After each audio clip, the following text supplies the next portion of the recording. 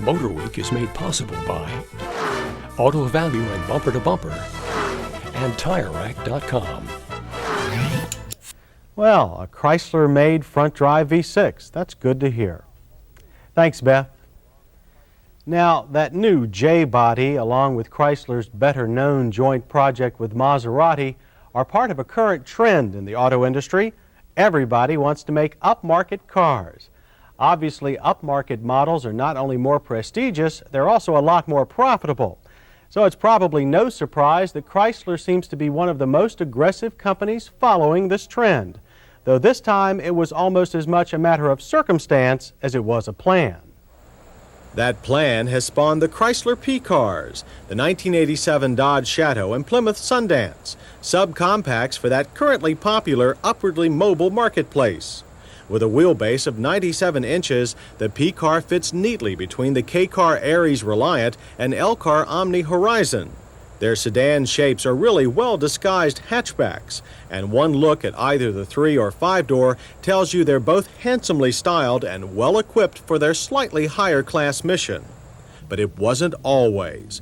Originally, the P-Car was supposed to replace the basic transportation L-Body Omni Horizon. But when import restrictions with the Japanese were relaxed, Chrysler concluded it couldn't make a bargain basement car in the U.S. and sell it at a profit. At the same time, many buyers were opting for smaller cars with more style, so the P-Car's target market was changed and the design enhanced. There isn't any stripped base model. In fact, there's only one trim level for the Plymouth Sundance, 2 for the Dodge Shadow. The top Shadow is the Turbo Performance ES. It's designated by blacked-out trim, a red stripe around the body, and very impressive unidirectional Eagle VR50 tires on 15-inch cast rims. There are no suspension changes for the ES compared to other P-Cars. That's because the P-Car is based on the respectable G-body chassis of the Dodge Daytona Chrysler Laser, one of the better handling front-drive cars going. That also means the P-Car's components are all typical Chrysler. ISO struts in the front and trailing arms on coil springs joined to a beam axle at the rear. Simple, but from our first drives, most effective. The Shadow Sundance is not only a fine handling car, but it has one of the best combinations of ride and cornering prowess in its class. Part of that is due to extensive marketing research among women. They told Chrysler that the first prototypes lacked handling response. The solution? Fast 14-to-1 steering and only 2.5 turns lock to lock, standard. Turning circle is also parking lot small at 34 feet. The P-Car also has as standard something most other Chrysler cars don't have, adequate acceleration. This car is tailor-made for the output of Chrysler's 2.2-liter fuel-injected 4-cylinder. A 5-speed is standard and an automatic is an option.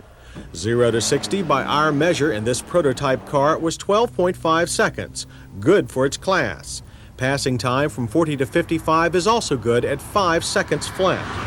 But drop in the 2.2 turbo and the P-Car really gets rolling. 0 to 60, only 8.8 seconds, and a third gear passing time of 3.8 seconds. Yes, both engines are still a bit buzzy, but P-Car sound insulation is excellent. Most likely, the smoother 2.5-liter engine with shake-reducing balance shafts will eventually become available.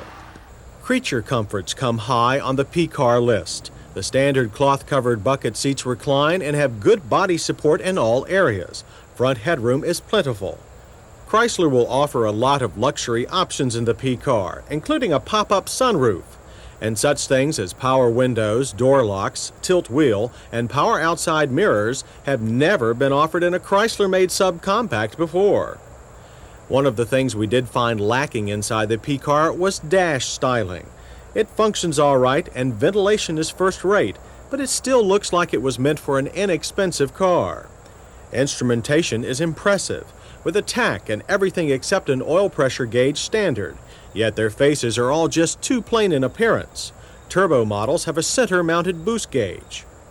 Good and not so good are also apparent in the rear.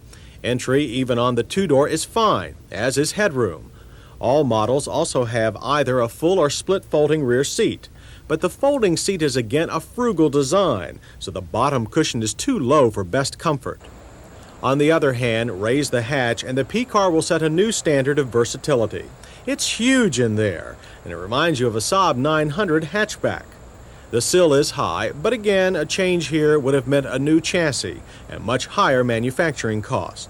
Which brings us to your cost for the Shadow and Sundance. With its original target as a versatile, economy-minded hatch series and most options of standard Chrysler design, the P-Car is expected to be priced below most of its upwardly mobile competition. Insiders expect a starting price of around $7,200 when first four-door models begin to appear this summer. That level would make the P-Car a class bargain. If it had had to remain an entry-level subcompact, prices would have to be about $1,000 less, leaving Chrysler with a break-even project at best.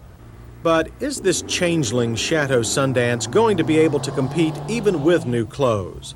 Well, in our opinion, it'll do well against domestic brands such as Chevrolet Cavaliers and Ford Escorts, but it will have less success against better-regarded imports such as the Accord 3-door. That is, unless Honda buyers suddenly become price-sensitive. Yet, with production pegged at only 150,000 units next year, the P-Car should be a sellout. And it's one of the best examples yet of how American car companies are trying to adapt to rapidly changing buyer taste. Now you can tell us about your automotive taste, including what you'd like to see here on Motor Week, by dropping us a line. Our address, Motor Week, Owings Mills, Maryland, 21117. That's Motor Week, Owings Mills, Maryland, 21117. That's it for this time, and we'll see you next week on Motor Week.